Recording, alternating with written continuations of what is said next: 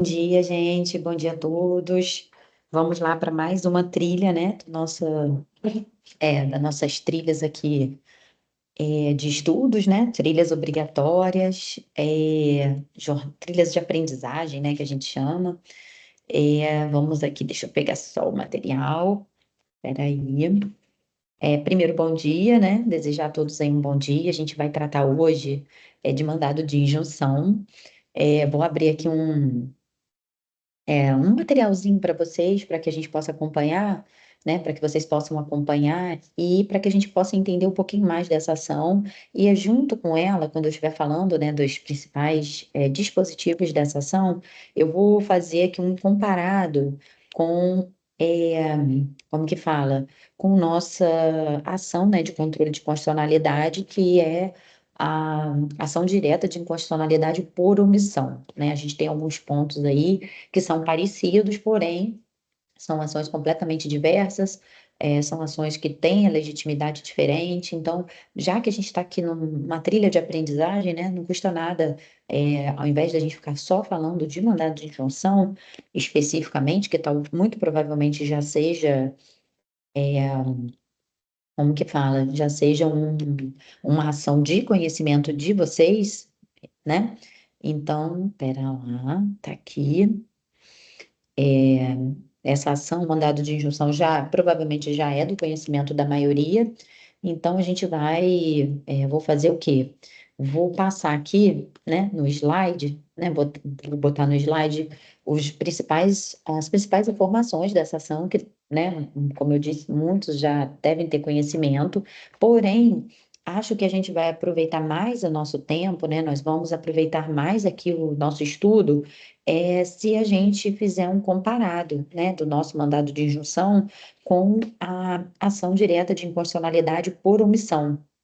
Por quê? Porque, como eu disse, são duas ações que visam, né, o mesmo objetivo, né, que é reparar uma violação inconstitucional, uma omissão inconstitucional, que a gente fala, porém a gente tem aí a legitimidade um pouco diferente, né? Então, é bom que a gente já estabeleça esses critérios, né, esses itens, esses pontos de divergência entre as duas ações, para que a gente possa caminhar, né, para que a gente possa, como que fala, É, aprofundar no nosso tema, tá? Então vamos lá.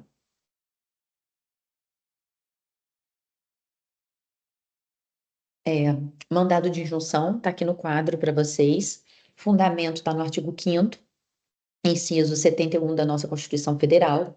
E há pouco tempo, né, há pouco tempo que eu falo, porque foi em 2016, é uma ação que já está prevista na nossa Constituição desde 88, mas ela só foi regulamentada de 2016, né, com essa Lei 13.300, foi o momento em que o nosso mandado de junção ele foi regulamentado. E essa é uma das primeiras informações aqui relevantes, né, porque se você parar para pensar, é, o mandado de injunção é uma ação, né? É um remédio constitucional que tem por objetivo resguardar, tem por objetivo é, combater uma violação, né? Inconstitucional, uma violação que a gente fala é uma omissão inconstitucional. A própria norma que regulamenta a ação, ela também demorou para sair, ou seja, a gente tinha uma omissão até mesmo para regulamentar a ação que visa combater a omissão. Não sei se vocês estão entendendo o que eu estou tentando, na conclusão que eu estou aqui tentando chegar, mas é isso, essa ação já está na nossa Constituição Federal desde 1988, né? E ela visa resguardar, né, alguns direitos do cidadão toda vez que o cidadão quiser utilizar uma norma constitucional, utilizar um direito constitucional, porém esse direito constitucional ele não está ainda o quê? Regulamentado. Por isso que a gente diz que essa ação ela visa combater essa omissão constitucional. Por quê? Porque, na verdade, eu quero lá o meu direito à cidadania, eu quero o meu direito à aposentadoria, eu quero o meu direito de greve, eu quero o meu direito ao Bolsa Família, por exemplo, né? Mas eu não consigo acesso a esse direito exatamente porque o legislador, né, ainda não regulamentou o direito que eu viso. Deixa eu só. Queria tirar esse meu fundo aqui, porque eu tô aqui na faculdade, não tem problema. Então, eu queria tirar o fundo, que às vezes a mão da gente fica ali desaparecida, né? Não aparece. Mas vamos lá. Então, eu sou cidadão, eu viso usufruir, né, de um direito constitucional a mim previsto. Eu viso um direito à cidadania, um direito de greve, um direito a uma aposentadoria especial, por exemplo. Porém, o legislador não regulamentou esse meu direito, né?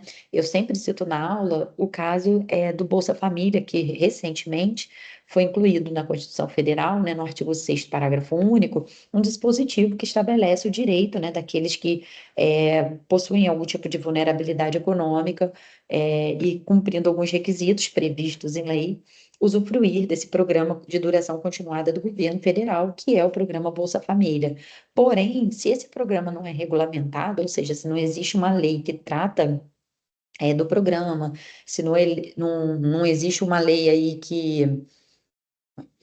se não existe uma lei que vai trazer quando é que você vai pedir, como vai pedir, se você preenche o formulário online, se você tem que comparecer a uma repartição, é, quais são as características. Acho que está compartilhando, né? Quais são as características desse seu direito e como, né, os pormenores desse seu direito, como você vai usufruir desse seu direito, na verdade, você não tem como, né, como fala, solicitá-lo, né? Então, o que que visa o mandado de injunção? Visa exatamente combater essa omissão inconstitucional. Por quê? Porque o legislador deveria ter feito o dever de casa, né? Dizendo em palavras bem fáceis, né? O legislador deveria ter legislado, deveria ter usado da sua competência legislativa, regulamentado a norma, em regra, normas de eficácia limitada, né? Que a gente chama de normas programáticas, para que você possa usufruir desse seu direito constitucional. Porém, o legislador não fez. E se o legislador não fez, você fica sem o direito. Por quê? Porque existe o direito previsto na Constituição, mas você não consegue usufruir dele. Então, o mandado de injunção ele serve exatamente para que o cidadão ele possa, por meio de uma ação, que a gente já vai ver quais são os requisitos e tudo, mas o mais importante aqui é a gente saber para que essa ação existe, qual o objetivo dela, né? Porque as questões pormenores vocês provavelmente já estudaram aí é, nas aulas, né? Na faculdade. Mas aqui a gente tem que colocar em prática. Então, quando é que eu colocaria, quando é que eu entraria, proporia essa nossa ação, né? Esse nosso mandado de injunção? Esse mandado de injunção ele seria proposto toda vez que eu quero usufruir de um direito previsto constitucionalmente, né?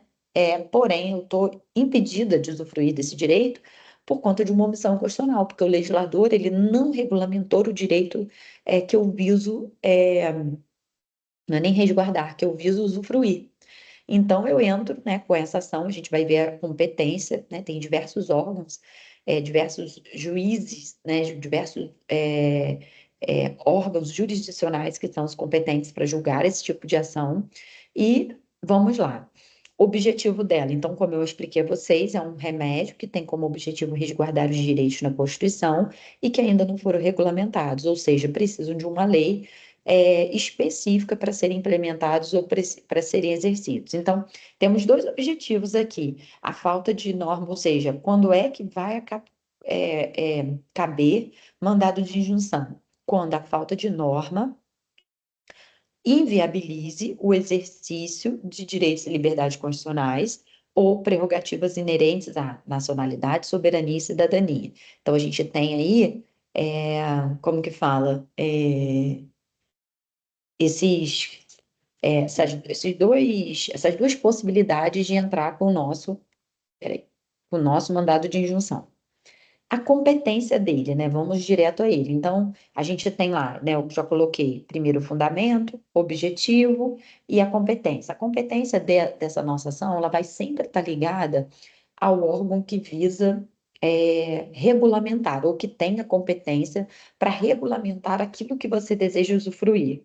Como, por exemplo, a quem cabe regulamentar a greve de servidores federais, o governo federal. Então, a gente tem aí um presidente que precisa iniciar um projeto de lei, né? Porque é servidor federal, é ele que inicia os projetos de lei, ele encaminha para que o Legislativo, o Congresso Nacional, aprove ou não aquela norma. Se fosse, por exemplo, servidor estadual, né?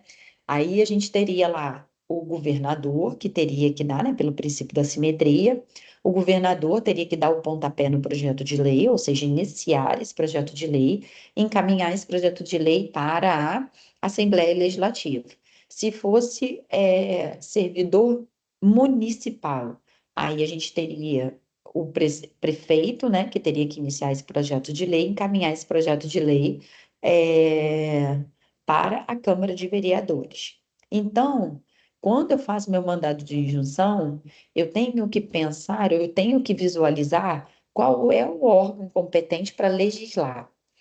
Aí eu fico a pergunta: nos três casos que eu falei, né, presidente, governador e prefeito, nos três casos que eu mencionei aqui, poderia o legislativo iniciar esse projeto de lei sem que o presidente ou o governador ou o prefeito eles iniciassem o projeto de lei? Não. Por quê? Porque pela Constituição Federal, quando se trata de servidor público, né, nas questões relacionadas a servidor público, quem tem a competência sempre para iniciar, né, porque prefeito, presidente e governador, eles não fazem lei, mas eles têm a competência para iniciar o projeto de lei, né? Então, você tem que endereçar o seu mandado de injunção para essa pessoa que tem a competência. Por quê? Porque de nada, por mais que seja o Congresso que vai legislar, no caso de servidor, tá, gente? Porque é o exemplo que eu estou dando.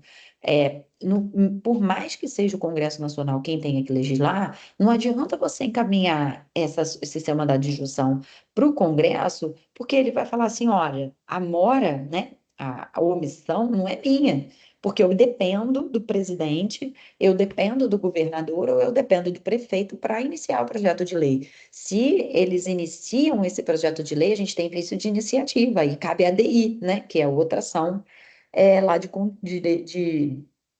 controle de constitucionalidade.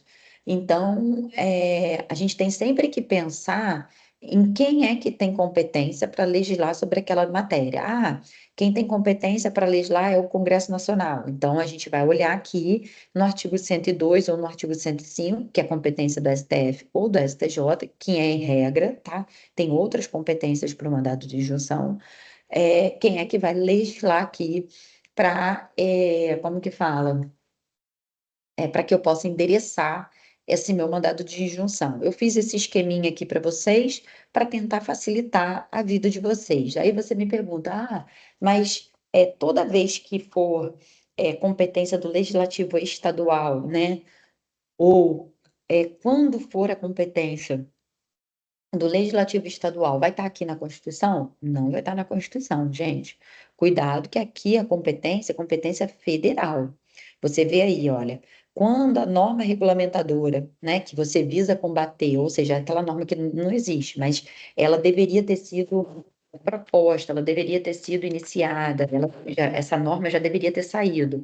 E cabe ao Senado Federal, por exemplo, iniciar esse projeto de lei, ou cabe ao Senado Federal né, tramitar com esse projeto de lei, você vai endereçar para o Supremo, tá? Então, aqui você tem sempre que pensar na pessoa ou no órgão que tem competência para legislar sobre aquele assunto que você deseja usufruir, né? Sobre aquele direito que você deseja usufruir, tá? Aí eu botei lá, em âmbito estadual, as constituições estaduais poderão prever a competência do Tribunal de Justiça. Então, em âmbito estadual, vai estar lá no Tribunal de Justiça. Aí você vai ter que olhar a Constituição do Estado que você está querendo usufruir esse direito. Imagina que seja um direito que esteja previsto na Constituição Estadual, então, do Rio de Janeiro. Então, você vai olhar a Constituição do Estado do Rio de Janeiro, e assim por diante. Sujeito passivo é aquele que tinha um dever de editar a norma. Sujeito ativo, aqui é que a gente tem algumas coisinhas importantes para falar. O sujeito ativo aqui pode ser individual ou coletivo, né? Ou seja, eu sozinha entrando com meu mandado de instrução, ou um órgão coletivo entrando com mandado de instrução para uma categoria de pessoas, né? Para um coletivo aí de pessoas. Aqui vai a primeira, como que fala? A primeira diferença, né, do mandado de injunção para a nossa ADO, que é a ação direta de inconstitucionalidade por omissão. Por quê? Porque lá na ADO, que também visa combater, né, por isso que se chama ação direta de inconstitucionalidade por omissão, que se chama aí, que também visa combater essa omissão inconstitucional, na ADO, os legitimados todos estão dentro do artigo 103. Por quê? Tanto a ADO, a ADC, a ADI e a DPF, né, as quatro ações de controle de constitucionalidade, elas têm o mesmo legitimado, que está no artigo 103 da nossa Constituição Federal. Então, aqui vai a primeira, como que fala? A primeira diferença. Enquanto no mandado de injunção ele pode ser individual ou pode ser um mandado de injunção coletivo, né? é, que está lá, né, nos artigos lá, terceiro, da Lei 13.300, lá na ADO só pode ser quem? Lá na ADO só pode ser os legitimados do artigo 103. E quem está lá? Presidente da República, o AGU, a Procurador-Geral da República, mesa do Senado, mesa da Câmara. Então, a gente tem partido político com representação no Congresso Nacional. Então, nós temos aí alguns legitimados no artigo 103. Mas esses do artigo 103, eles são legitimados para interpor lá ação direta de inconstitucionalidade por omissão. Tá? Eu só estou fazendo um comparado das duas ações, porque acho que é um momento de aprofundar, né? Acho que é um momento de vocês conhecerem a diferença entre o mandado de junção e uma DO, já que as duas ações visam aí praticamente a mesma coisa. Tudo bem?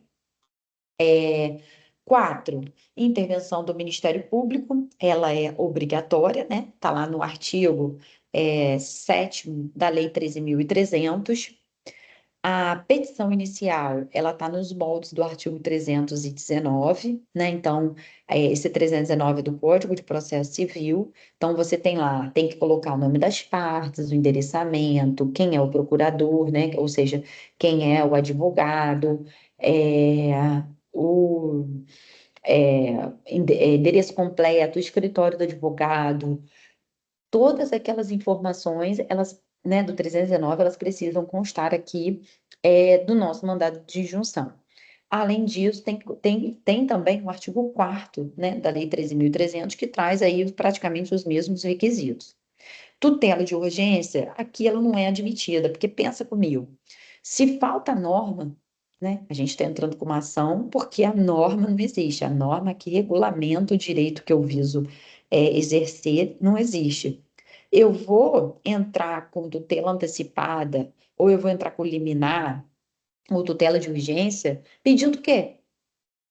Para usufruir o direito, com base em qual lei, né? Porque, na verdade, o objetivo, presta atenção, qual é o objetivo do MI?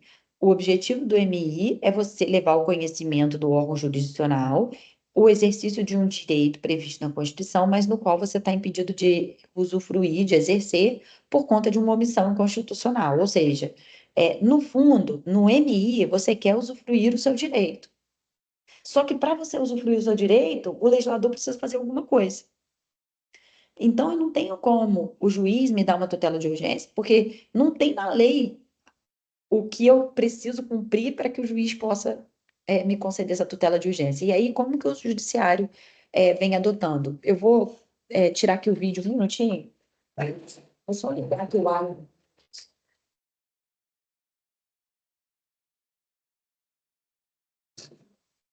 Tá ficando um pouquinho quente hoje, então vamos lá. Na verdade, não vai ter tutela de urgência exatamente porque a norma não existe, né?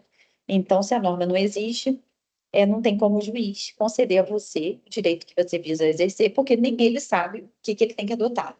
Então, o que que hoje o Supremo, né, o que que hoje o Judiciário tem feito?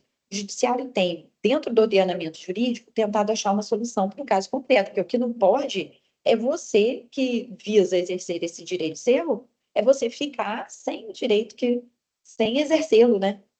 Sem que a norma constitucional ela tenha aplicabilidade. Concorda?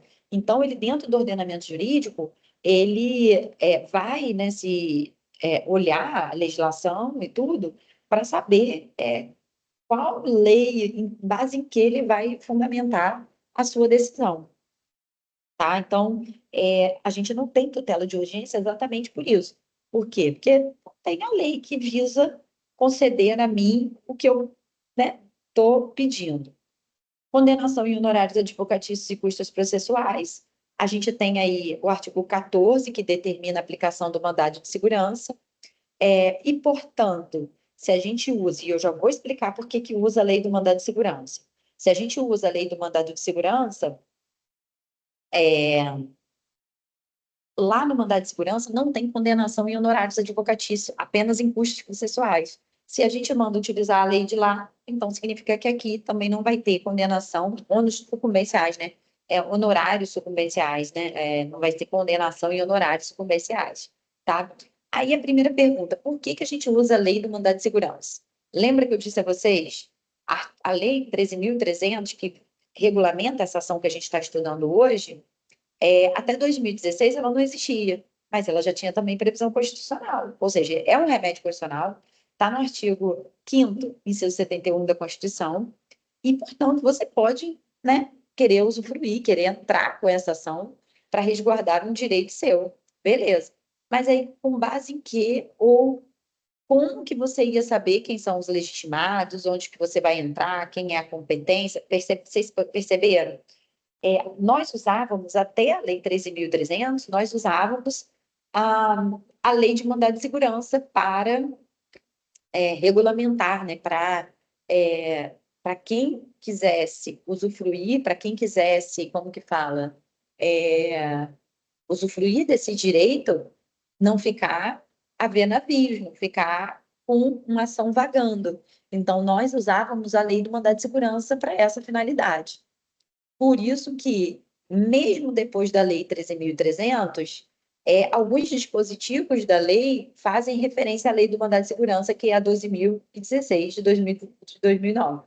Tudo bem? Alguns dispositivos que eu botei aqui na Constituição, que são importantes para vocês darem uma olhada, que tem a ver com competência de para legislar sobre determinada matéria. É importante dar uma olhadinha, né, para que para que vocês não fiquem perdidos, né? Porque o mais importante aqui é saber de quem é a competência para iniciar o processo legislativo, para que a gente possa entrar com a ação e entrar com a ação no órgão jurisdicional correto, tá? Então, eu botei aqui uma tabelinha que eu acho que vai facilitar a vida de vocês. Está lá. Responsável pela edição da norma regulamentadora, presidente, ou seja, quem é que tem que regulamentar a minha norma? Presidente, Congresso Nacional, Câmara dos Deputados, Senado, Tribunal de Contas da União, Tribunais Superiores. Então, a competência está lá no Supremo, ou seja, meu mandado de instrução, se uma dessas pessoas aqui tiverem que regulamentar minha norma, meu mandado de instrução vai para o Supremo. Se o órgão responsável por regulamentar for um órgão ou entidade federal da administração direta e indireta, exceto os casos de competência do Supremo, Justiça Militar, Eleitoral, Trabalho Federal, será no STJ. Autoridades previstas nas constituições estaduais, está lá, né? Vai estar no artigo 125, parágrafo 1º, aí depende, né? Vai para o TJ local, e competência residual, juiz estadual, tá? Então, a gente tem aí um quadro que traz um panorama, né, de competências para que a gente possa trabalhar. E aqui eu botei para vocês, como que fala, uma ação, né?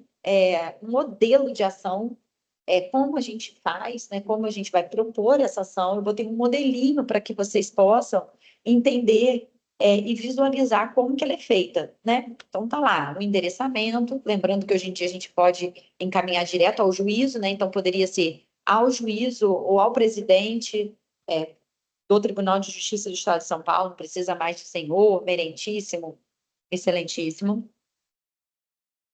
Sindicato, nesse meu exemplo, era um órgão coletivo, né? Sindicato dos servidores públicos desse município, aí bota bairro, bota todo o cabeçalho completinho, mandado de injunção em face do prefeito, porque se trata de servidor municipal, é o prefeito quem tem que iniciar esse projeto de lei, né? Então, em face do prefeito, ante a ausência de regulamentação do direito constitucional à aposentadoria, é prevista no artigo 40 da nossa Constituição Federal.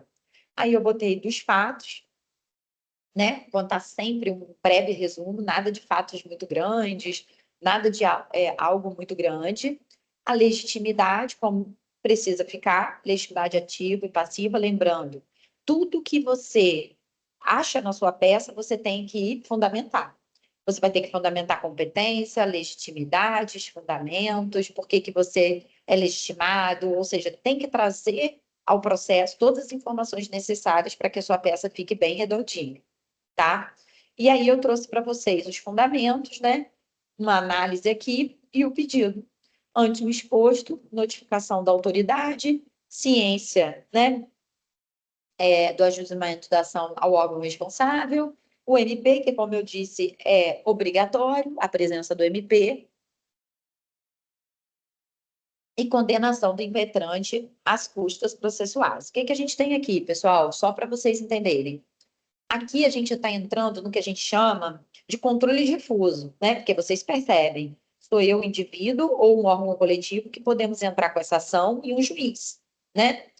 Lá na ADO é no controle concentrado. Aqui, em regra, a decisão é interpartes, ou seja, eu entro com meu mandado de junção e o juiz vai acolher ou não o meu pedido. Lá na ADO, a regra é o quê? Decisão erga omnes, né? Então, cuidado aqui que a gente já está trazendo a baila, né? Já está trazendo aqui as informações necessárias para que vocês tenham fundamento da diferença de uma ação para outra, né? De quando você entra com mandado de injunção, que em regra é quando o indivíduo ou um órgão coletivo, né, que visa resguardar os direitos dessa sua categoria, né, da categoria que ele pertence, está ligado ao controle difuso, porque concreto, né, controle difuso, controle concreto, enquanto a nossa ADO está ligada ao controle de constitucionalidade concentrado. Tudo bem, gente? Aqui eu trouxe as informações, fechamento, valor da causa. Eu não botei as provas, né? Porque aqui, pensa comigo, tem provas para fundamentar, é falta da norma. Então, vale muito mais os fundamentos do que a prova em si. Tudo bem? Espero que vocês tenham gostado. São trilhas curtas para que vocês possam é, estudar com calma, para que não fique corrido, para que todo mundo possa ter acesso, porque se for muito demorado, se for algo muito extenso, né, fica mais uma atividade cansativa para vocês que já têm aí nessa reta final muita coisa, né, para finalizar, né, muita coisa para dar conta. Então, espero ter ajudado. Estou aqui no NPJ para orientá-los também, para tirar qualquer tipo de dúvida, tá bom? Espero vocês na semana que vem, se Deus quiser. Um beijo.